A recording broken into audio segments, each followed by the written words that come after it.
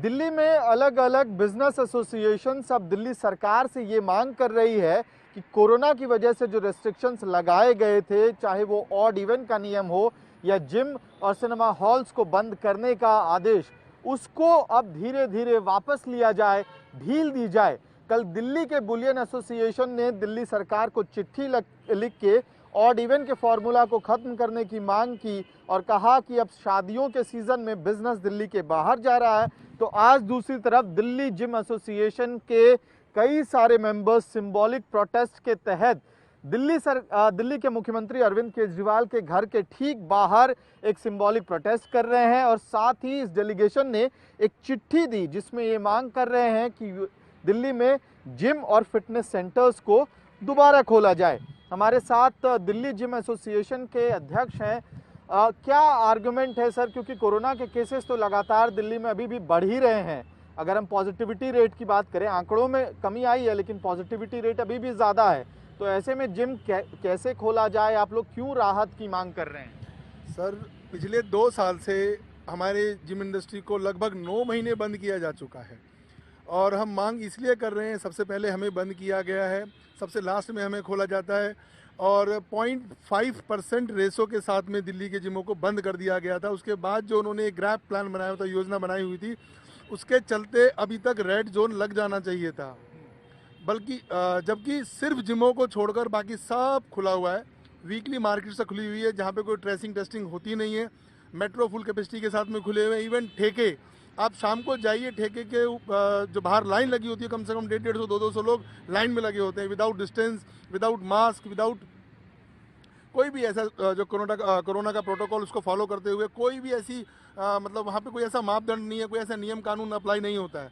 हम ये चाहते हैं कि जैसे सभी व्यवसायों को दिल्ली के अंदर, दिल्ली के आसपास सभी राज्यों ने 50% की कैपेसिटी के साथ खोल दिया है, ऐसे ही हमारे दिल्ली के जिमों को भी 50% कैपेसिटी के साथ में खोला जाए। कब से पाबंदी लगी आप लोगों पे और अब राहत की मांग कर रहे हैं, तो आर्गुमेंट क्या है उसकी?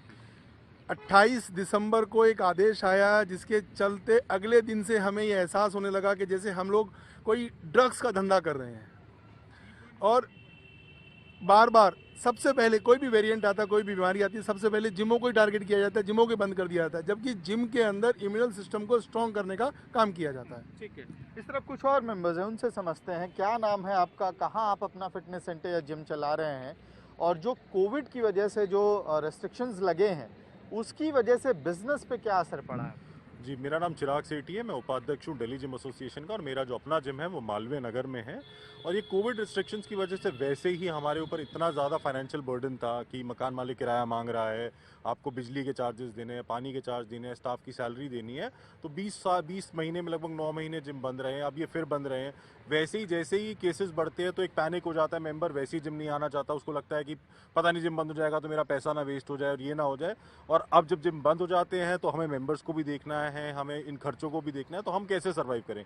आज दिल्ली में लगभग 5500 जिम है और लगभग 1 लाख लोग ऐसे हैं जिनका सारा परिवार उससे चलता है। तो जब आप ये नहीं कर रहे हैं तो आप उन 1 लाख लोगों को बेरोजगार कर रहे हैं। आप ये बताना चाह रहे हैं कि शराब का व्यवसाय जो है वो ज़्यादा अच्छा है और जिम का व्यवसाय बेकार है। जो चीज़ इम्यूनिटी बढ़ाती है, जो आपकी हेल्थ को अच्छा करती है, आप उसे सबसे पहले बंद करते हैं, और जो चीज़ आपकी हेल्थ को खराब करती है आप उसको हमेशा खुला रखते हैं। तो ये आप क्या प्रिकॉशंस के तहत आप लोग रीओपनिंग की तो बात कर रहे हैं, लेकिन कैसे इंश्योर करेंगे कि वहाँ कोविड ना फैले आपके जिम से? देखिए, मल्टीपल टच पॉइंट्स की जो बात होती है वहाँ पर हमारे एसओपीज में लिखा है कि हमारी सैनिटाइजेशन जो है वो हर 15 से 30 मिनट में होगी। हमारा स्लॉट सिस्टम एंट्री के थ्रू होता है, ऐसा नहीं कि कोई कभी भी उठ के आ जाएगा। स्लॉट्स दिए जाते हैं मेंबर्स को, मेंबर्स उस स्लॉट टाइम में ही आ सकता है, उसके अलावा नहीं आ सकता। डबल वैक्सीनेशन का सर्टिफिकेट हम देख रहे हैं, हमारा सारा स्टाफ जो है वो डबल वैक्सीनेटेड है।